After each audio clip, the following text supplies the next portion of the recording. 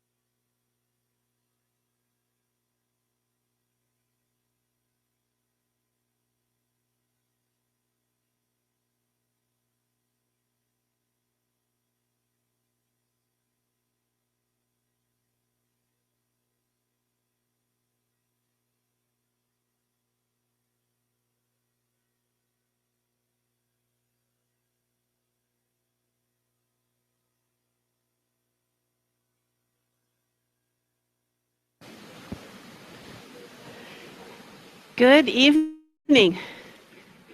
It is great to be with you all here tonight. A wonderful time as we move on through our Lenten season. We're on actually coming into week 4 here, and this week we're going to be talking about in our Wednesday evening services, God, open our hands. And it's a wonderful time that we gather together. For those of you that were here, the choir was hosting our soup supper tonight. And so we thank the choir for all their wonderful soups and everything else that went with it. I know some of you are still chomping on some of the desserts, and there's a little bit of sweetness in the air from all of those. So we thank you for that. We welcome you to hold an evening prayer. And please, if you don't have one of the worship folders, you'll want to grab one of those from the ushers. And it'll be a time when we gather together. If you're not familiar with the service, just jump in when you feel comfortable. And as we sing the psalmody, which begins on page 4, on the second half of page 4, we will be singing that in a round. So we start all together, and then we'll be singing it in a round, and part 1 will be over on this side, and part 2 will be on this side. So as we do that, you notice your parts that are there as we kind of alternate back and forth. It'll give us a little bit of the flavor that we had here on Sunday when the choir from Indiana, Purdue, Fort Wayne was here, and we were in stereo with them, and they were singing across and all around us, and it was a wonderful gathering. So if you were present for that, we certainly know that we appreciate your presence here, and they appreciated it. As we gather together tonight, I would ask you to please stand and join together as we begin our evening liturgy.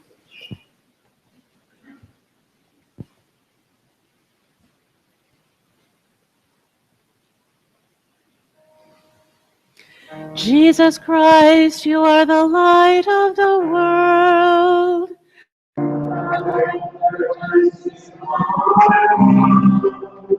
Stay with us now for everything.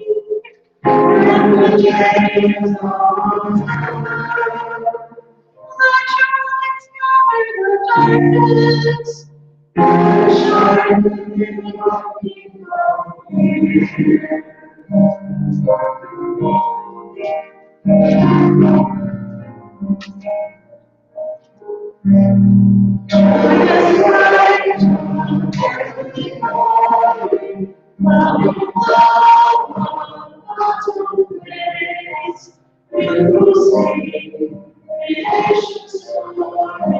Shine on every path and praise.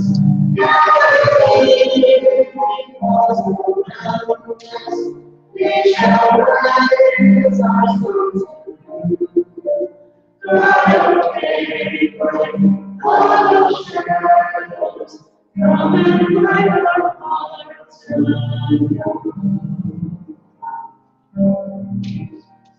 the stars that rise on marvelous, in the blazing sun of dawn, from the wide east wisdom, we can hear your quiet song. Like the water, that warms the weary soul. Your song, Jesus, set us free and make us strong. You make our Savior, every dancing star of light. Make us shine with gentle vastness, grant us each path to your light. Holy God of creation, gentle rise to light for day. Holy Spirit of salvation, lead us unto endless joy. May I be with you all. And also with you. Let us sing our thanks to God. Master, you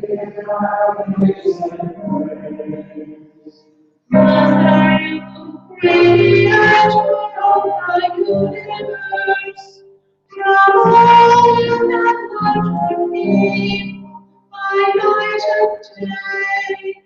In the light of your Christ, in the darkness bright, for your power and your presence are combined, thou art that place, and you are the light and life of all creation.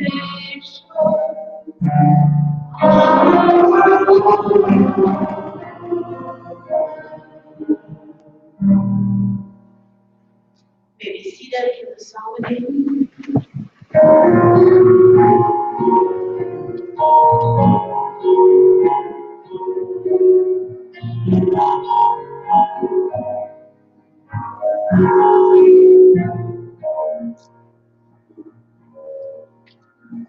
Let my prayer rise like incense before the lifting of as an offering to you. Oh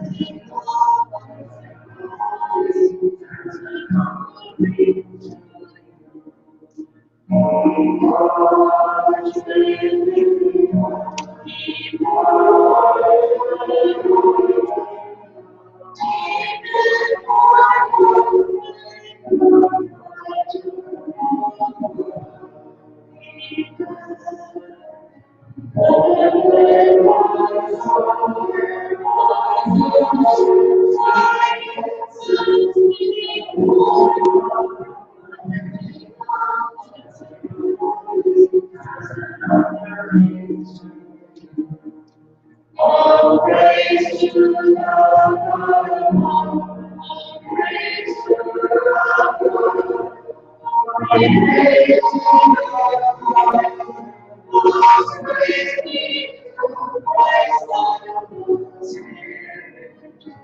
And when all songs, like incense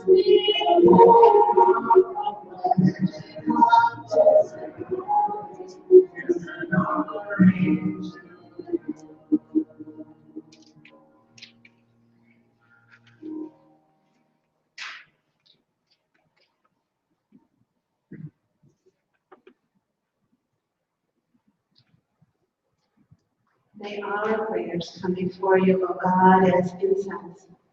May your presence surround and fill us, so that in union with all creation, we might sing your praise and your love in our lives. Amen.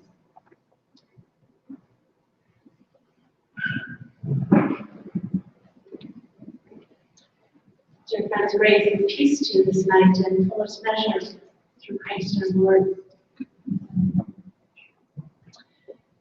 Tonight we move through the parts of the body and begin to talk about our hands. As we open our lives up to God, we talk about opening our hands. Hands. They are unique things. You know that among all the animal species, we are unique in with a little bit of the other part of the animal species. There's that opposable thumb, right? So that we can grab things and grasp them. And we're pretty good about that sometimes. We're pretty good about grabbing things. It's one thing that we learn from the very first time as babies. Remember those little hands grabbing around your little finger? And they hold on tight. We like to grab and hold on things. It brings us comfort from the time that we are small infants. We like to hold on to things. And we have uses for our hands. We use our hands to pick up a small child or to serve a meal, just like was done tonight. To play an instrument or to wipe away a tear. We use our hands for all sorts of things. And we think about Jesus' hands, how he used his hands in blessing and in healing. Laying hands upon somebody sometimes brought new sight or the ability to walk or the cleansing of a dreaded disease. And then we also hear in Scripture about being held in God's hands. And that brings us some comfort. Moses, in the 15th chapter of Deuteronomy, talks about our hands. And it's in a section where he's talking about all those laws about how to do everything and what is forbidden and what is encouraged. And also what happens during the sabbatical year. Remember that every 7 years there was to be a year of Jubilee, a sabbatical year. Sometimes we maintain that in college settings where professors are given a sabbatical time to refresh, to regroup, to re-educate themselves. And in a lot of parishes, that's written in for pastors too, to take a sabbatical time, to get away and be refreshed and renewed. But Moses is concerned about people thinking too much about that coming time that might be time of rest, because we don't want to anticipate some things that might not happen. And we always want to be aware of the needs in the community. He said to the community, if there's any among you in need, any member of your community in any of your towns within the land that the Lord your God is giving you, don't be hard-hearted or tight-fisted toward your needy neighbor. You should rather open your hand, willingly lending enough to meet the need, whatever it may be. Be careful that you don't entertain a mean thought thinking, well, the year of remission is near, and therefore view your needy neighbor with hostility and give nothing. Or your neighbor might cry to the Lord against you, and you would incur guilt. Give liberally. Be ungrudging when you do so, for on this account the Lord your God will bless you in all your work and in all you undertake, since there will never cease to be some in need on the earth. I therefore command you, open your hand to the poor and needy neighbor in your land. Open your hand. A sign of an open hand is something that goes back way into ancient history. The sign of an open hand, certainly a sign of giving, of openness on that person's part. We used to talk about shaking hands with somebody, and you had to have an open hand to shake hands. It couldn't be closed. And it seems that the custom of that open hand may have come about, at least there are some stories to this effect, that it was a way of extending to the neighbor that you were greeting the fact that you didn't have a weapon in your hand. And that some people would shake that hand rather vigorously to shake out any knives or any implements of terror that you might be holding. So you extended a hand to your neighbor to show them that you were willing to receive them in friendship. The Egyptian hieroglyph of an extended hand is translated today as meaning to give, that someone was giving something. And that extended hand was also used with the gods and rulers. That supposedly a ruler, especially at the time of New Year's, would receive that next year's power from the gods by extending an open hand. Especially in Babylon, the ruler or the king would grasp the hand of the statue of Marduk. That Marduk would transfer the power to his hand for the next year. And we certainly see a transfer of some power from Jesus' hands to us. We even recall that famous painting on the Sistine Chapel where God is extending the hand to Adam, and Adam's reaching there and trying to extend the hand, and they almost touch in that painting. The transfer of power or life. An open hand can mean peace. We still use it today in blessing, to open our hands. And in fact, at confirmation services, at ordination services, there are hands laid upon a person. Or for a time of a special healing service, we will lay hands upon them.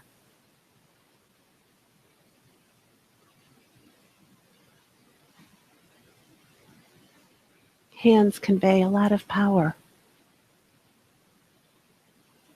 And of course, if you clench that hand up, it can convey a lot of power too. Then it's ready to inflict pain or punch somebody in the nose,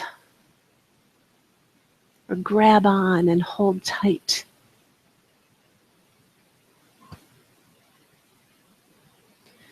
Talk a lot about giving and opening up our hands. And this week we're talking about opening up our hands and giving and collecting some other things too. And you've got that list of everything we've been collecting through the weeks and things that we've been bringing in to extend our reach out into the community. And all of those things are good. But I also don't want to leave out of your thinking tonight the fact that opening your hands allows you to receive. If we're so clenched tight, holding on to what we have, it's hard to receive what someone else might have for us.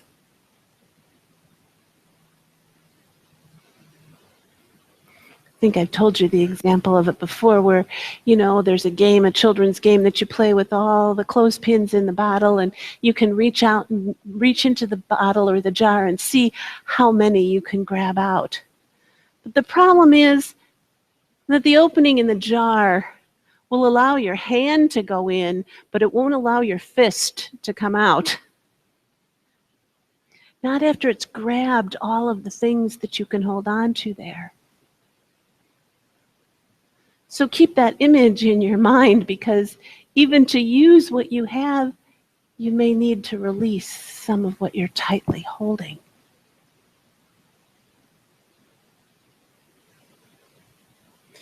In Deuteronomy, Moses cautions us to have open hands and not be stingy, to give willingly to a neighbor in need, to look around at our community and see.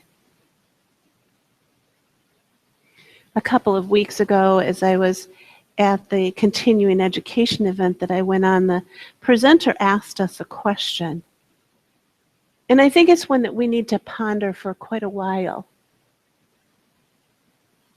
What is it here in our community, right here, our little corner of the world, what is it here that makes Jesus weep?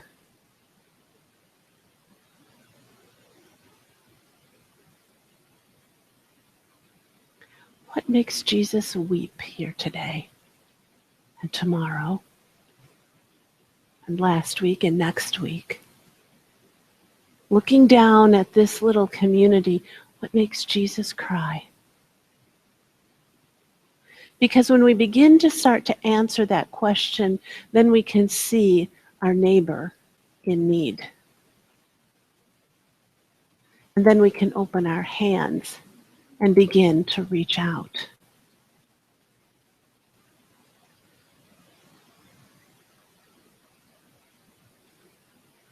Does Jesus look at broken relationships in our families or in our community? Is Jesus listening to the political rhetoric and the bullying that every single candidate seems to do to every single other one?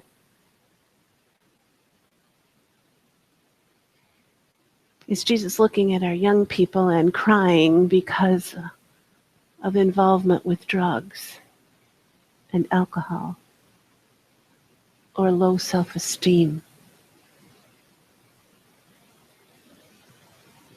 What is it that's making Jesus weep in our community?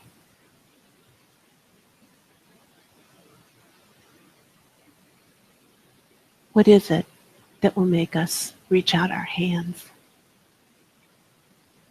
in comfort, in healing, in blessing? Our hands are important, but they're attached to our arms.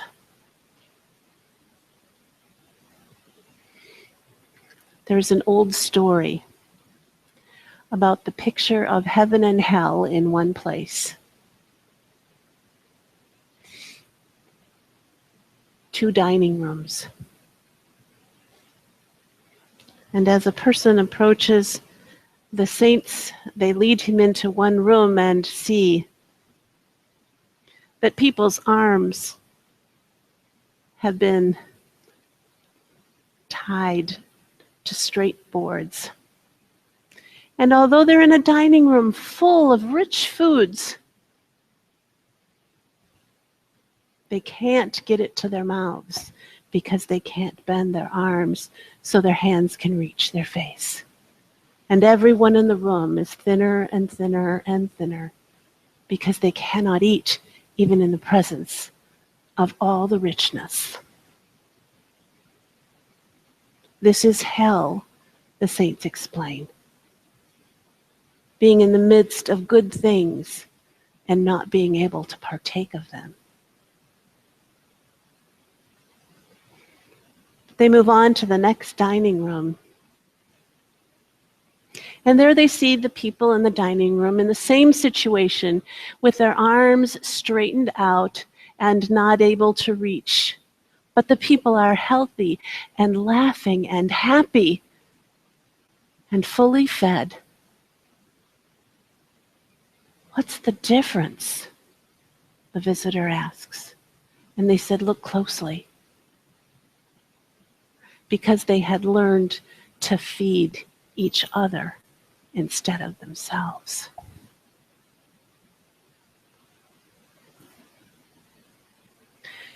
We're called to reach out,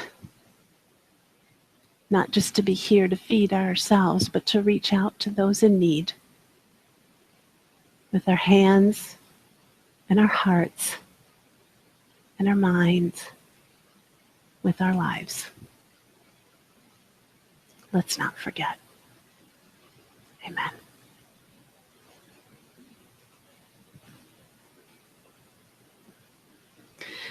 I invite you now to take time to give back to God a portion of what God has entrusted into your hands as we collect our tithes and offerings.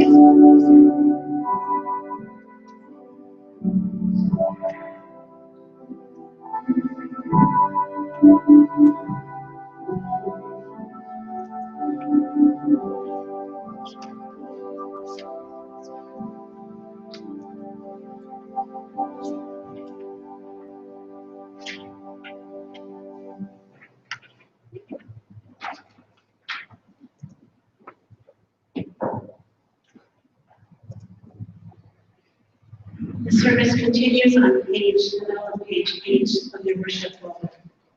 The light shines in the darkness, and in the darkness is out. Please stand.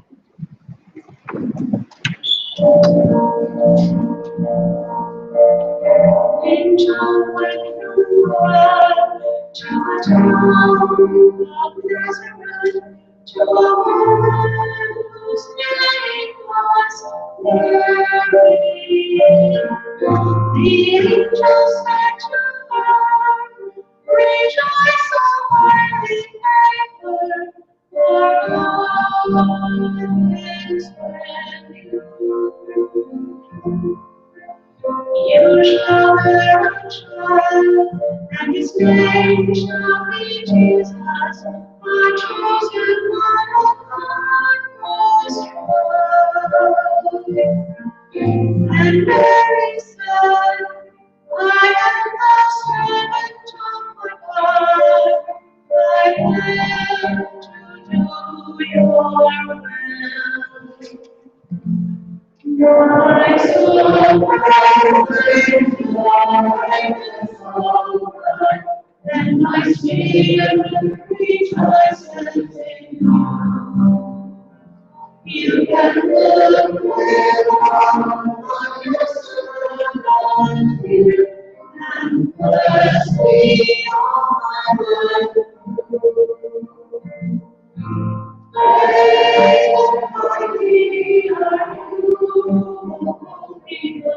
Strong is your kindness evermore. I will be the one, humbling the crown of you have cast all my feet on the barren roads, and have lifted from a broken heart. In the field of brilliant on those things, and of all the things of God.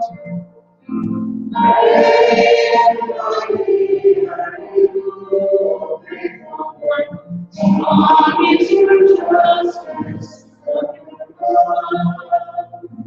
as your promise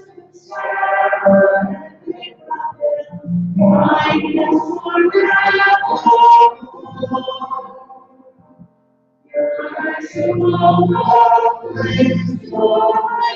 forever. And my spirit rejoices in you.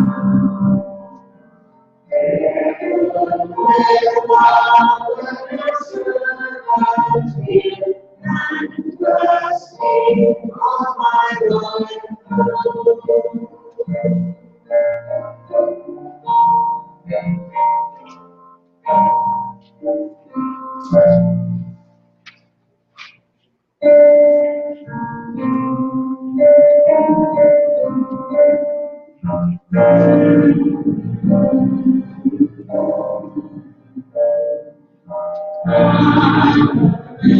See for us in peace and peace we pray for you.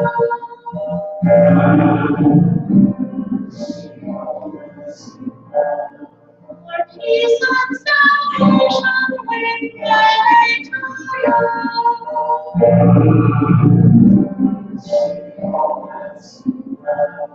For peace between nations, for peace between peoples.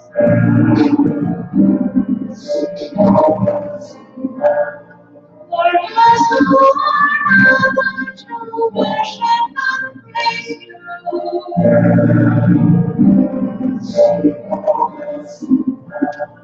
For all of your sons who live out your gospel.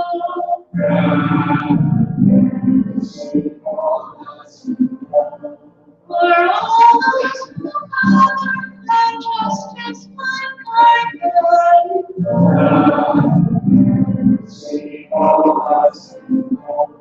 For all those who gather and service to others.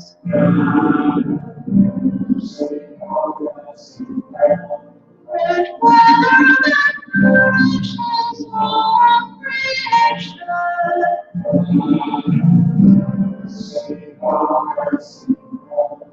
keep watch on our loved ones and keep us from danger.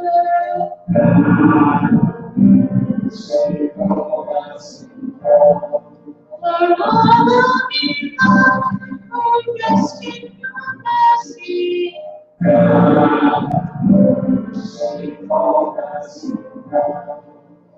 Help us, comfort us all of our days. Lead us home, gracious.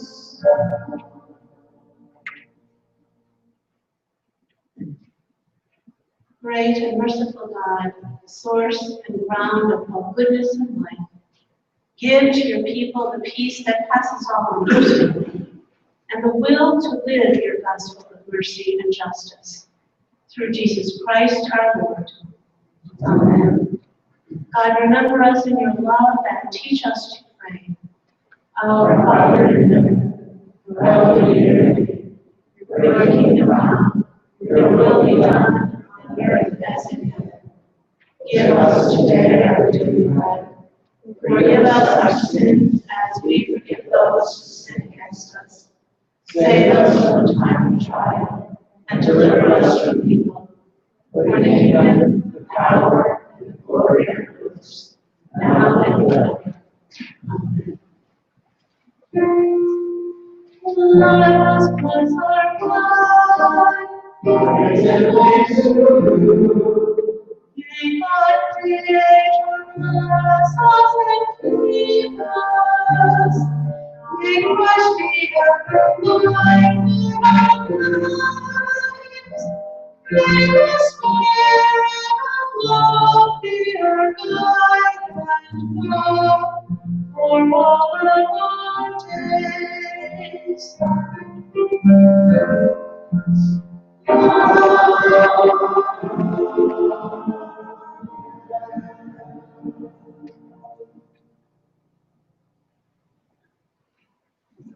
Just a word to let you know that there are still 4 Easter dinners to be signed up for out there. If you haven't already done that, take that chance to do that. And also the Lou Malnati's Pizza Box is out there. If you wish to sign up for Lou Malnati's pizza coupons, you can do that at any time and leave your payment in the to-go box. Other announcements are in Living News Weekly, and if you don't have one of those, pick one up on the way out. And thank you for your presence here tonight. Go in peace, rest in God, and rise to serve with open hands. Thanks be to God.